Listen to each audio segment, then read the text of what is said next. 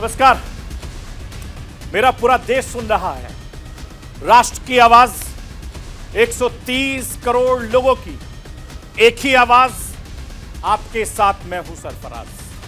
मैं सरफराज सैफी आपको बताना चाहता हूं, 1 दिसंबर का दिन बेहद खास हो गया। 1 दिसंबर यानी आज से हिंदुस्तान G20 का अध्यक्ष है। आज से हिंदुस्तान दुनिया के सबसे ताकतवर देशों के समूह का लीडर है। दुनिया के अर्थ जगत, दुनिया की राजनीति में जिस समूह का सबसे ज्यादा दबदबा है, अगले 1 साल के लिए G20 की कमान हिंदुस्तान के हाथों में होगी। कैसे बेहद खास है G20 की अध्यक्षता हिंदुस्तान के पास होना, कैसे दुनिया के छोटे कमजोर देशों की उम्मीद बढ़ा रहा है, यह मैं आपको बताऊंगा।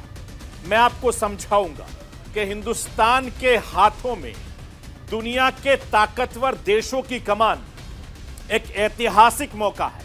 हर हिंदुस्तानी के लिए गर्व का विषय है। प्रधानमंत्री नरेंद्र मोदी इसे बेहद खास मौके को हिंदुस्तान के आम आदमी से कनेक्ट करना चाहते हैं। देश का युवा इसकी अहमियत समझे। दुनिया में नई पहचान के साथ उभरते हिंदुस्तान में युवा अपनी भूमिका तलाशे। G20 के आम आदमी वाले कनेक्ट के बारे में मैं आपको बताऊंगा। G20 को लेकर मोदी सरकार का पूरा प्लान भी आज मैं आपके सामने रखूंगा। 1 दिसंबर का दिन अर्थ जगत में ऐतिहासिक होने जा रहा है। आज से रिटेल डिजिटल रुपए के पहले चरण की शुरुआत की गई है। डिजिटल करेंसी एक तरह का ब्लॉकचेन बेस्ड डिजिटल सिस्टम है, जिसके तहत आप आसानी से लेन देन कर पाएंगे। यह सिस्टम यूपीआई से काफी ज्यादा अलग है। अब इसे 4 बैंकों के साथ 4 शहरों में शुरू किया गया। डिजिटल करेंसी को लेकर क्या है तैयारी, मैं इसके बारे में आपको बताऊंगा और समझाने की कोशिश करूंगा। मैं अपने हिंदुस्तान के कोने कोने की आवाज को दिल्ली तक पहुंचाता हूं। दिल्ली की आवाज को देश के कोने कोने तक पहुंचाता हूं। नेताओं की आवाज को मैं आम लोगों तक पहुंचाता हूं। आम लोगों की आवाज को मैं अपने देश के हुक्मरानों तक पहुंचाता हूं। आपकी आवाज से मिलती है मेरी आवाज और बन जाती है राष्ट्र की आवाज।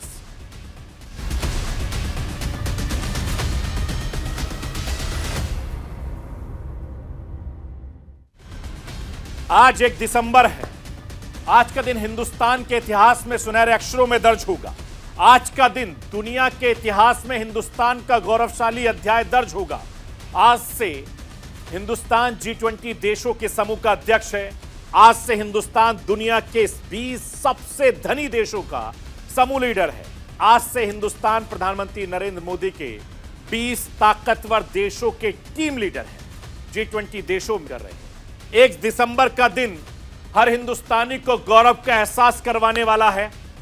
1 दिसंबर से लेकर अगले 1 साल तक हिंदुस्तान दुनिया की राजनीति और अर्थनीति में निर्णायक भूमिका निभाएगा।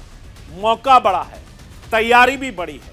1 दिसंबर के दिन G20 की अध्यक्षता मिलने के मौके को खास अंदाज में मनाने की तैयारी की गई।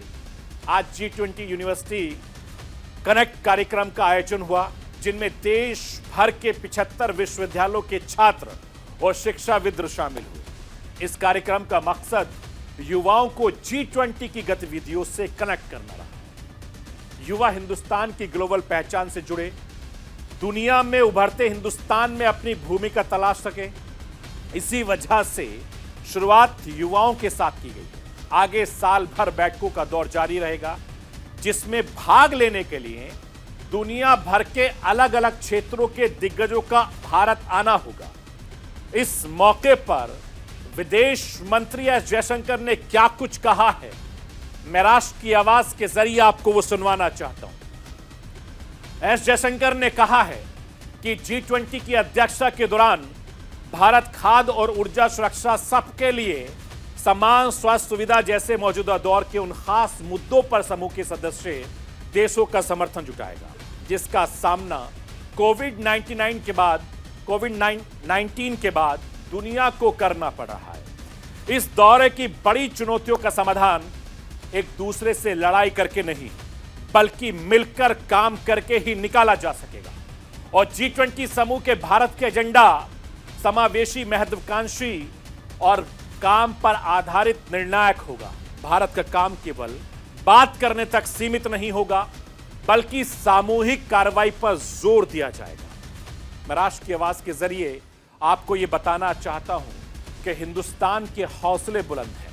कोरोना के बाद बदलते हालात में दुनिया की राजनीति हिंदुस्तान की नई पहचान के साथ उभरा है।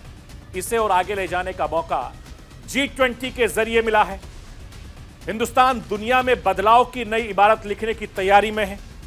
हिंदुस्तान का जोश हाई है, इसमें युवा जोश शामिल है, इसमें देश का आम नागरिक शामिल है, अलग अलग क्षेत्रों के लोग शामिल हैं। इसकी तैयारी है कि इस दिसंबर के 1 नवंबर के दिन को खास बनाने के लिए कई सारी तैयारी की गई।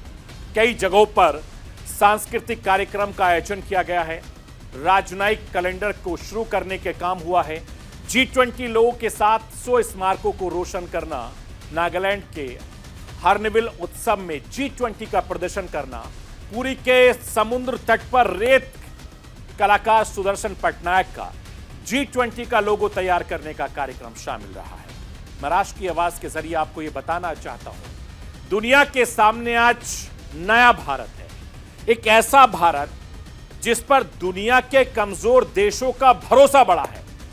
ऐसे बहुत सारे देश हैं जो अपनी आवाज उठाने के लिए नए भारत पर भरोसा करते हैं। नया भारत ऐसे देशों की ऊर्जा, अन्न खाद्य से जुड़ी चिंताओं को जाहिर करने में सबसे आगे रहता है। रूस यूक्रेन युद्ध के बदलते हालात की भारत की छवि मजबूत कर उभरी है। ऐसे दौर में G20 की अध्यक्षता दुनिया की उम्मीद बढ़ा रही है। प्रधानमंत्री नरेंद्र मोदी को जब इंडोनेशिया में G20 की अध्यक्षता सौंपी गई, वो पल बेहद खास बन गया। दुनिया के छोटे कमजोर देशों को बड़ा उम्मीद जागा। जो हिंदुस्तान मुश्किल दौर के साथ खड़ा रहा, उसके हाथों में G20 की कमान होने पर बड़ा बदलाव जरूर होगा। 16 नवंबर को इंडोनेशिया के राष्ट्रपति जोको विडोडो ने पीएम मोदी को G20 की अध्यक्षता सौंपी। इन तस्वीरों ने हर हिंदुस्तानी को गर्व का एहसास करवाया। इन तस्वीरों ने दुनिया के छोटे और कमजोर देशों में कुछ अच्छा होने की उम्मीद जगाई। मैं राष्ट्र की आवाज के जरिए आपको सुनवाना चाहता हूं, इतनी बड़ी जिम्मेदारी लेने के बाद हिंदुस्तान के प्रधानमंत्री नरेंद्र मोदी ने उस मंच से क्या कुछ कहा। भारत अपनी G20 अध्यक्षता के दौरान इंडोनेशिया के सराहनीय इनिशिएटिव को आगे बढ़ाने का भरसक प्रयत्न करेगा। भारत के लिए यह अत्यंत शुभ संयोग है कि हम G20 की अध्यक्षता का दायित्व इस पवित्र द्वीप बाली में ग्रहण कर रहे हैं। भारत और बाली का बहुत ही प्राचीन रिश्ता है। एक्सेलेंसीज, भारत G20 का जिम्मा ऐसे समय ले रहा है जब विश्व जियोपॉलिटिकल तनावों, आर्थिक मंदी, खाद्यान्न और ऊर्जा की बढ़ी हुई कीमतों और महामारी के दीर्घकालीन दुष्प्रभावों से एक साथ जूझ रहा है। ऐसे समय विश्व G20 की तरफ आशा की नजर से देखता है। आज मैं ये आश्वासन देना चाहता हूं कि भारत की G20 अध्यक्षता इंक्लूसिव, एम्बिशियस, डिसिसिव और एक्शन ओरिएंटेड होगी। एक्सेलेंसी, अगले 1 साल में हमारा प्रयत्न रहेगा कि G20 नए विचारों की परिकल्पना के लिए और सामूहिक एक्शन को गति देने के लिए एक ग्लोबल प्राइम मूवर की तरह काम करे। और मैं आपको बताना चाहता हूं कि G20 को लेकर हिंदुस्तान की क्या तैयारी है। अगले 1 साल में हिंदुस्तान एक ऐसा क्या करने वाला है जो दुनिया में मिसाल बनेगा। दिसंबर 2022 से सितंबर 2023 के बीच भारत के 50 शहरों में G20 के तहत तकरीबन 200 बैठकों का आयोजन होगा। G20 बैठकों के मुकाबले भारत में होने वाला आयोजन बहुत ही अलग होगा और सबसे अहम बात, पहली बार 50 शहरों में बैठकों का आयोजन होगा। इससे पहले चीन में जब G20 का आयोजन हुआ तब 14 शहरों में, इंडोनेशिया में 25 शहरों में आयोजन किया गया था। भारत अपनी अध्यक्षता में अगले 9 साल 10 सितंबर को G20 के नेताओं के शिखर सम्मेलन की मेजबानी करेगा, जिसमें दुनिया के दिग्गज राष्ट्र अध्यक्ष जुटेंगे। वो वक्त बेहद खास होगा। इसके लिए पहली तैयारी बैठक 4-7 दिसंबर को उदयपुर में होगी।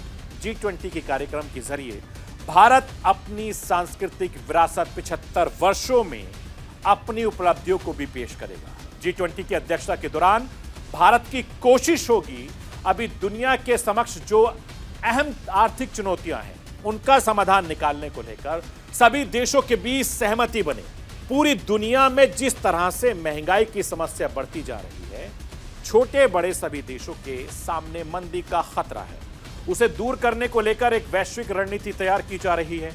भारत ने हाल ही के वर्षों में कई ऐसी उपलब्धियां हासिल की हैं जिसे विकासशील और गरीब देशों के साथ साझा किया जा सकता है, जिसमें डिजिटल लेन देन, रेवेन्यू, एनर्जी शामिल है। कोविड महामारी और यूक्रेन रूस युद्ध के दौरान संयुक्त राष्ट्र ने जो सामाजिक और आर्थिक विकास से जुड़े लक्ष्य निर्धारित किए हैं, भारत का फोकस उन लक्ष्यों को हासिल करने का रहेगा। यूक्रेन युद्ध ने अन्न, ऊर्जा, खाद्य और आपूर्ति की काफी ज्यादा प्रभावित किया है और शिखर बैठक में प्रधानमंत्री नरेंद्र मोदी ने यह मुद्दा उठाया था। भारत बतौर इस अध्यक्ष इस समस्या के समाधान पर काम करेगा। भारत की कोशिश रहेगी भारत का ब्रांड नाम और मजबूती से स्थापित हो, दुनिया के टूरिज्म डेस्टिनेशन के भारत का आकर्षण बने। G20 की बैठक के लिए शहरों का चुनाव इसी हिसाब से किया गया है। इसके साथ ही आमंत्रित मेहमानों को दिए जाने वाले भेंट, उपहारों तक भारत की सभ्यता, संस्कृति की छाप दिखाई देगी। मैं राष्ट्र की आवाज के जरिए आपको यह बताना चाहता हूं, हिंदुस्तान को G20 की अध्यक्षता मिली है। ये बात हर हिंदुस्तानी को गर्व का एहसास कराती है। इसे लेकर प्रधानमंत्री मोदी की बड़ी तैयारी है। प्रधानमंत्री मोदी चाहते हैं कि G20 के महाआयोजन से देश का हर आम और खास शख्स जुड़े, हर कोई हिंदुस्तान की इतनी बड़ी जिम्मेदारी का हिस्सा बने, दुनिया उभरते भारत के गर्व को महसूस कर सके। आज इस खास मौके पर प्रधानमंत्री मोदी ने आर्टिकल लिखा है। मैं राष्ट्र की आवाज के जरिए आपको प्रधानमंत्री के उस आर्टिकल के बारे में भी बताना चाहता हूं। उसमें प्रधानमंत्री मोदी ने क्या लिखा है, आप खुद सुनिए। G20 की पिछली 17 अध्यक्षताओं के दौरान आर्थिक स्थिरता सुनिश्चित करने, अंतर्राष्ट्रीय कराधान को तर्कसंगत बनाने, विभिन्न देशों के सिर से कर्ज के बोझ को कम करने समेत कई महत्वपूर्ण परिणाम सामने आए। हम इन उपलब्धियों से लाभान्वित होंगे, यहां से आगे बढ़ेंगे। अब जबकि भारत ने इस महत्वपूर्ण पद को ग्रहण किया है, मैं खुद से पूछता हूं, क्या G20 अभी और आगे बढ़ सकता है? क्या हम मानवता के कल्याण के लिए मानसिकता में बदलाव लाने की पहल कर सकते हैं? मेरा विश्वास है कि हाँ, हम ऐसा कर सकते हैं। पूरे इतिहास के दौरान मानवता का जो स्वरूप होना चाहिए था, उसमें एक प्रकार की कमी दिखी। हम सीमित संसाधनों के लिए लड़े, क्योंकि हमारा अस्तित्व दूसरों को उन संसाधनों से वंचित कर देने पर निर्भर था। दुर्भाग्य से हम आज भी उसी मानसिकता में अटके हुए हैं। हम इसे तब देखते हैं जब विभिन्न देश, क्षेत्र या संसाधनों के लिए आपस में लड़ते हैं। हम इसे तब देखते हैं जब आवश्यक वस्तुओं की आपूर्ति को हथियार बनाया जाता है, जब कुछ लोगों द्वारा टीकों की जमाखोरी की जाती है, भले ही अरबों लोग बीमारियों से असुरक्षित हों। कुछ लोग यह तर्क दे सकते हैं कि टकराव और लालच मानवीय स्वभाव है। मैं इससे असहमत हूँ।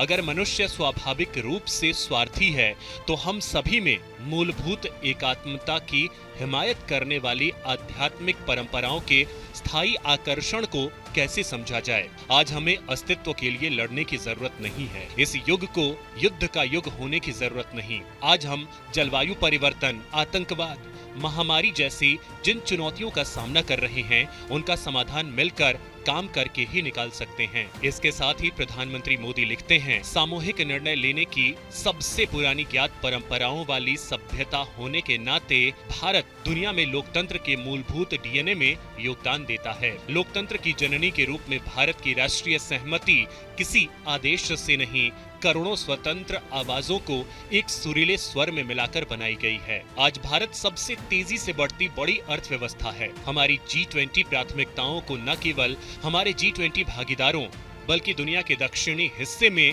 हमारे साथ चलने वाले देशों, जिनकी बातें अक्सर अनसुनी कर दी जाती हैं, के परामर्श से निर्धारित किया जाएगा। हमारी प्राथमिकताएं हमारी एक पृथ्वी को संरक्षित करने, हमारे एक परिवार में सद्भाव पैदा करने और हमारे एक भविष्य को आशान्वित करने पर केंद्रित होंगी। G20 के लिए हमारी थीम एक पृथ्वी, एक परिवार, एक भविष्य है। ये सिर्फ एक नारा नहीं है, ये मानवीय परिस्थितियों में उन बदलावों को ध्यान में रखता है जिनकी सराहना करने में हम विफल रहे हैं। और पिछले रविवार को अपने मन की बात कार्यक्रम में भी प्रधानमंत्री नरेंद्र मोदी ने G20 का जिक्र किया है। G20 की अहमियत के बारे में देश को बताया, कैसे हिंदुस्तान के लिए बड़ा अवसर है, कैसे यह हिंदुस्तानी के लिए गर्व करने का विषय है। प्रधानमंत्री नरेंद्र मोदी ने देश के आम लोगों को समझाया। मैं राष्ट्र की आवाज के जरिए आपको वो सुनवाना चाहता हूं कि प्रधानमंत्री नरेंद्र मोदी ने अपने मन की बात कार्यक्रम में क्या कुछ कहा था। साथियों, G20 की वर्ल्ड पॉपुलेशन में 2/3, वर्ल्ड ट्रेड में 3/4 और वर्ल्ड जीडीपी में 85% भागीदारी है। आप कल्पना कर सकते हैं, भारत इतने बड़े समूह की, इतने सामर्थ्यवान समूह की अध्यक्षता करने जा रहा है। भारत के लिए, हर भारतवासी के लिए ये कितना बड़ा अवसर आया है। ये इसलिए भी और विशेष हो जाता है क्योंकि ये जिम्मेदारी भारत को आजादी के अमृतकाल में मिली है। साथियों, G20 की अध्यक्षता हमारे लिए एक बड़ी अपॉर्चुनिटी बनकर आई है। हमें इस मौके का पूरा उपयोग करते हुए ग्लोबल गुड, विश्व कल्याण पर फोकस करना है।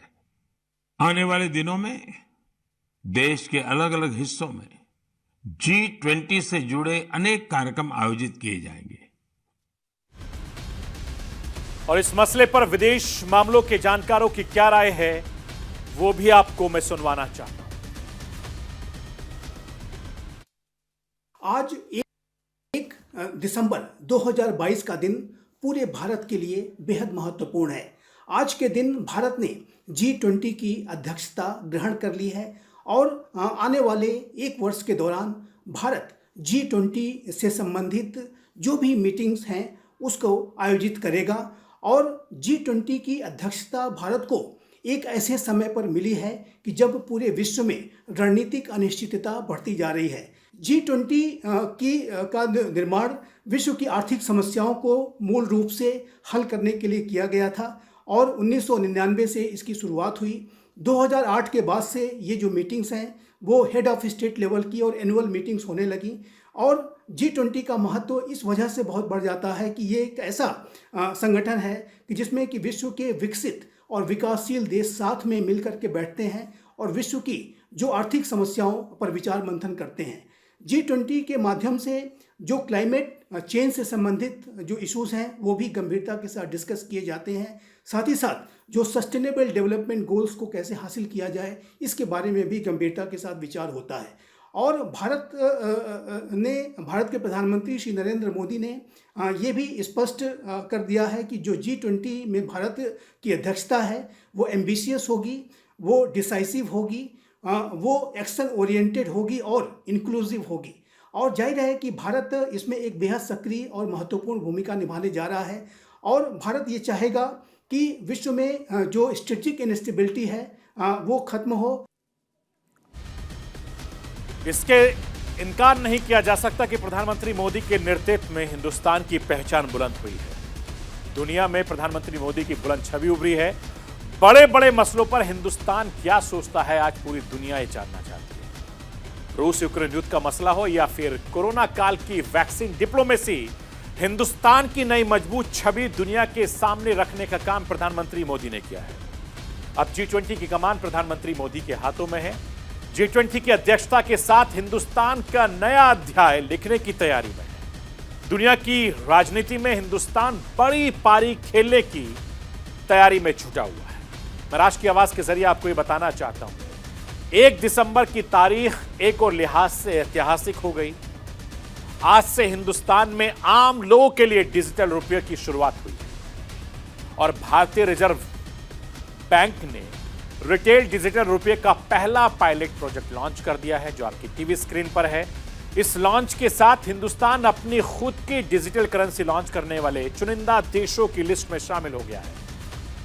अभी तक अमेरिका जैसे देश अपने central bank digital currency launch नहीं कर पाया। बहामा विश्व का पहला देश जिसने साल 2020 में डिजिटल करेंसी लॉन्च की थी। चीन डिजिटल करेंसी का पायलट प्रोजेक्ट शुरू करने वाली पहली बड़ी अर्थव्यवस्था है। मैं राष्ट्र की आवाज के जरिए आपको यह बताना चाहता हूं कि डिजिटल पेमेंट का नया अवतार डिजिटल करेंसी, डिजिटल वॉलेट और मोबाइल वॉलेट से अलग है।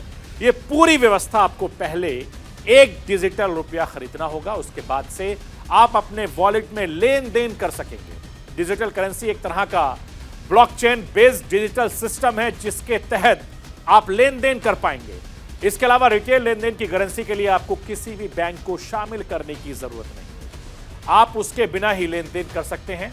यह सिस्टम यूपीआई से काफी ज्यादा अलग है। इसे क्रिप्टो करेंसी की तरह ही मित्र या परिवार के साथ साझा किया जा सकता है, लेकिन यह उन बैंकों के ऐप पर ही किया जा सकता है जिन्हें भारत में से इन्हीं जारी करने के लिए लाइसेंस दिया गया था। डिजिटल को वॉलेट में नया जमा किया जा सकता है। आरबीआई ने पायलट प्रोजेक्ट के तहत शुरू में भारतीय State Bank, ICIC bank, Yes Bank और आईडीएफसी फर्स्ट बैंक को चुना है, जो डिजिटल रुपया जारी कर सकते हैं। आने वाले वक्त में 4 और बैंकों को इस लिस्ट में शामिल किया जाएगा, जिसमें से bank of Baroda, union bank of India, HDFC bank और कोटक महिंद्रा बैंक का नाम शामिल है।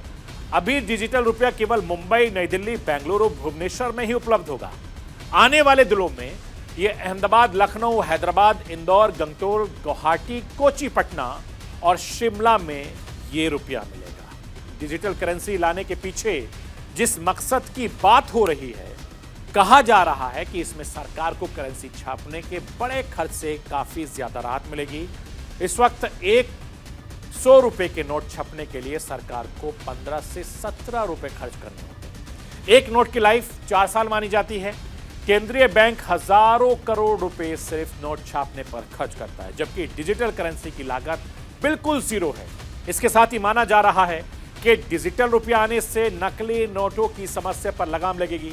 इस पर एक्सपर्ट की क्या राय है, मैं राष्ट्र की आवाज के जरिए आपको वो सुनवाना चाहूंगा। डिजिटल करेंसी के बारे में जो सेंट्रल बैंक ने निर्णय लिया है कि इसकी शुरुआत की जाए, इसकी लाभ और हानि की बात करते हैं। लाभ ये है कि इससे फास्टर पेमेंट होंगे, 24/7 पेमेंट्स होंगे, इंटरनेशनल पेमेंट जो हैं वो तुरंत होंगे और इससे सुविधा होगी और जो देनदार है, लेनदार है, उससे फास्टर पेमेंट का उसे लाभ मिलेगा। ये तो इसके लाभ हैं। तो वास्तविकता में अगर इस पे जिस प्रकार की हैकिंग होती है और जिस प्रकार के फ्रॉड्स होते हैं, अगर उनको रोका जा सके तो ये करेंसी जो डिजिटल करेंसी है, इसके लाभ बहुत ज़्यादा हैं। लेकिन अगर जो ऐसे लोग हैं जो कि बहुत ज़्यादा इंटरनेट के माध्यम से लेन देन करने में बहुत ज़्यादा सक्षम नहीं हैं और जिस प्रकार के फ्रॉड्स इस प्रकार के मीडियम में दूसरे क्षेत्रों में हमको देखने को मिल रहे हैं, जैसे अभी देखने को मिला कि ऑल इंडिया मेडिकल साइंसेस का जो वेबसाइट है उसको हैक कर लिया कुछ हैकर्स ने। तो इस प्रकार के जो हैकिंग के एडवाइसेस हैं और जो ये फ्रॉड कमिट होते हैं, अगर उनको रोका जा सके तो इस प्रकार का जो प्रयोग है ये बहुत ज़्यादा लाभदायक होगा और ये फास्टर मूवमेंट्स होंगे, करेंसी के पेमेंट्स तुरंत होंगे, इंटरनेशनल पेमेंट्स तुरंत होंगे। तो इसके लाभ बहुत ज़्यादा हैं, बशर्ते इसमें जो फ्रॉड्स हैं और हैकिंग हैं उनको रोका जा सके। तो ये थी राष्ट्र की आवाज। बाकी खबरों के लिए आप बने रहिए न्यूज़ इंडिया के साथ। कल रात 9 बजे फिर होगी आपसे मुलाकात।